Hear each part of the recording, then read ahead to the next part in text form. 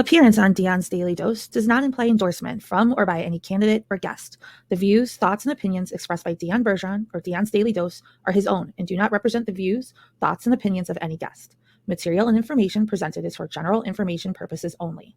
The Dion's Daily Dose name in all forms and abbreviations are the property of its owners, and its use does not imply endorsement of or opposition to any specific organization, product, or service. If you'd like to support the show, please visit our Patreon at patreon.com/Dion's Daily Dose. Welcome, ladies and gentlemen, to Dion's Daily Dose. I am your host, Dion, and I am here with my friend Shawn. Welcome. So today, we're going to talk about a missing circuit attorney. Yeah, St. Louis circuit attorney Kim Gardner. Now, Kim Gardner was pretty famous for a little bit. Yeah, she was. She was all over the news. What is she most famous for in your She opinion? Is for during the Black Lives Matter movement that was going on 2020. In 2020, she was on there, and then she filed charges against a guy who had 500 Black Lives Matter protesters on his property in a gated community. And they say that, all right, what's here? Was that the guy and his wife with the gun? Yes. Okay. Yeah. And he was just defending his property. Right. I mean, the guy went on, I think he ran for U.S. Senate.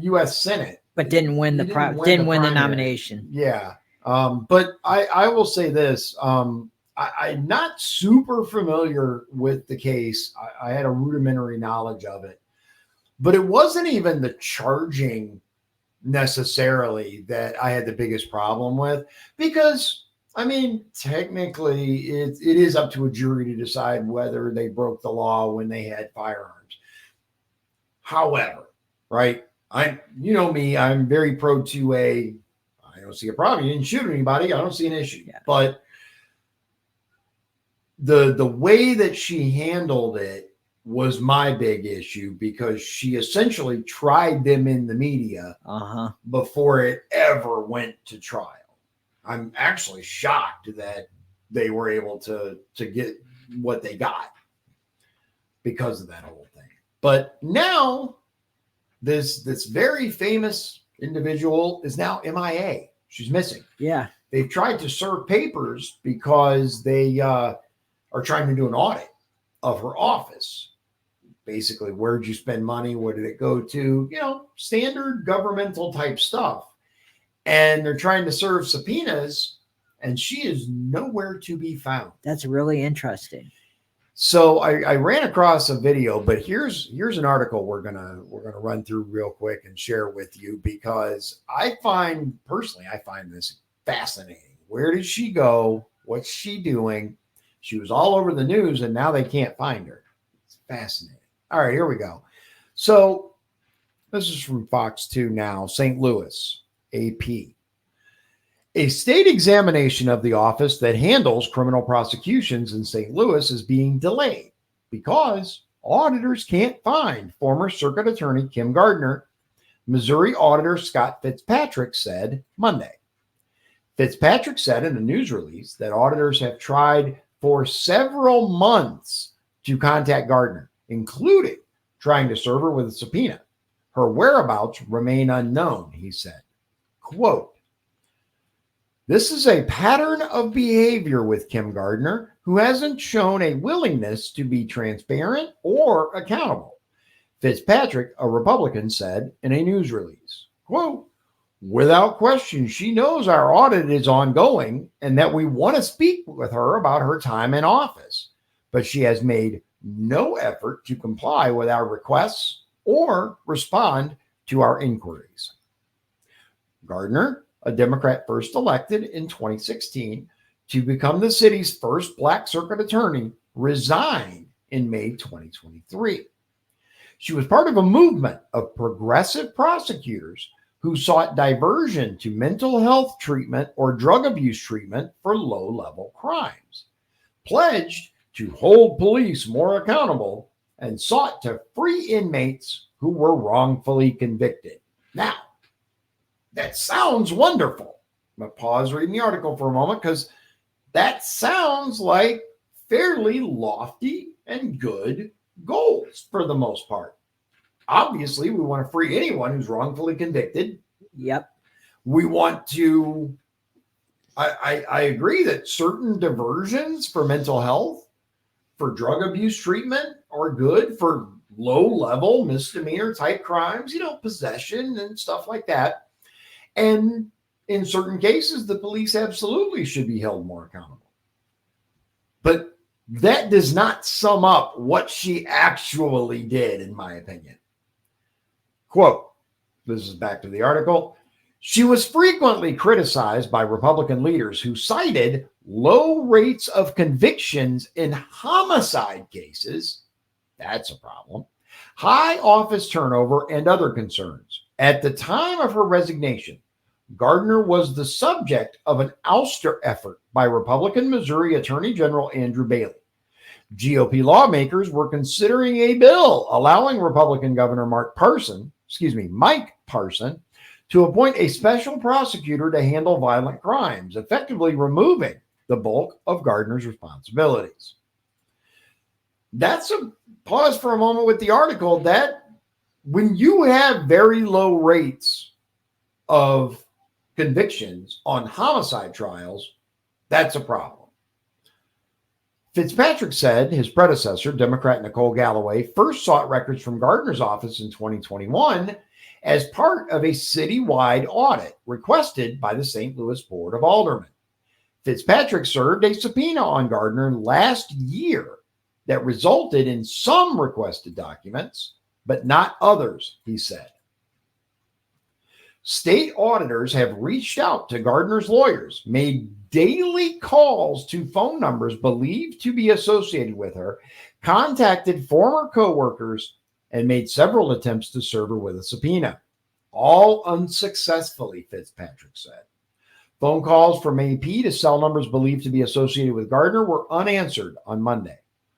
Gardner frequently butted heads with police and conservatives during her time in office. In 2018, she charged former Governor Eric Greitens, then a rising star in GOP politics, with felony invasion of privacy, accusing him of taking a compromising photo of a woman during an affair.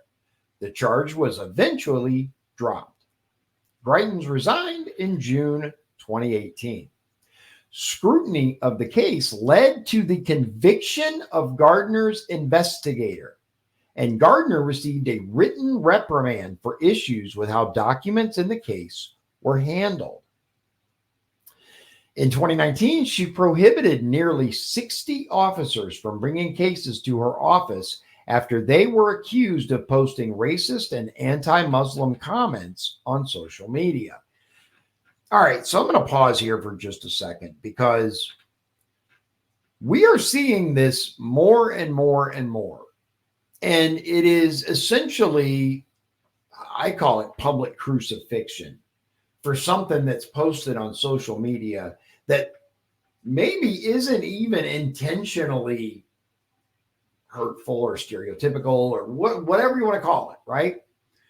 But because somebody got butthurt about it, all of a sudden, there's this huge outcry of, oh my God, they're an evil person. It's social media. For one, it's not real, people. Like, social media is not real. Number two, we have the First Amendment in this country, such as it is. You're supposed to be free from government persecution. Now, I would call this a form of government persecution by not allowing officers to bring cases because they posted something you didn't like. That's crazy. It's insane. Back to the article. In February 2023, a series of events culminated with her departure. Bailey filed a lawsuit seeking Gardner's ouster, accusing her of failing to prosecute cases, file charges in cases brought by police, and confer with and inform victims and their families about the status of cases. Gardner, of course, said Bailey's attack on her was politically and racially motivated. We've heard that one before. Racism. Dude, I'm going to say this. as someone who used to be extremely conscious about racism being in America, right? And striving to intentionally not further the divide such as it is, right? Be very careful about what I said, be very careful about perceived. I worked at Indiana State Prison. It's a multicultural environment. Make sure you treat everyone exactly the same, etc. All of this racism crap, like, dude, I'm so over it. Everyone is so over it. Absolutely, if something is genuinely a racist action, or I should say overt racism, should absolutely be called out. But it's the boy who cried wolf at this point, with everything is more racism. You're racist. You're racist. You're losing a debate. You say you're racist. Exactly. I mean, that's what it comes down to. Anyway, that's pretty much it for this. It talks about a couple of cases, but it's unimportant. Ultimately, she's MIA. They don't know where she is. Now, I assume that her attorneys know where she is. I don't know if they can compel the attorneys to produce her. I'm not sure how that works. I'm not a lawyer. I don't think so. I have no idea. But the only thing I would think, I don't know, because if they can't serve her with a subpoena, I don't know how that would work. I don't know how I'm not a lawyer either. The next step beats me. But there you go, ladies and gentlemen. Kim Gardner is missing in the wind. Wonder if she's in Gitmo. Nah. It's one of those. That's a conspiracy theory for another episode. But look, ultimately, she's gone. She poof. Is she hiding? Is she, at the big underground bunker in Antarctica? Who knows? She's out there somewhere. But we won't know anytime soon, I suspect, because they've been at this for a while now trying to find her. So we'll see. All right, ladies and gentlemen, I hope you have a wonderful day. We'll talk to you again very, very soon. God bless you. God bless Indiana, and God bless the United States of America. Hope you have a great day. If you'd like to support the show, please visit our Patreon at patreon.com/Dion's Daily Dose. This has been Dion's Daily Dose, hosted by Dion Bergeron. Executive producers, Shawn Holgram and Michael Beebe. Copyright 2024. Dion's Daily Dose, all rights reserved.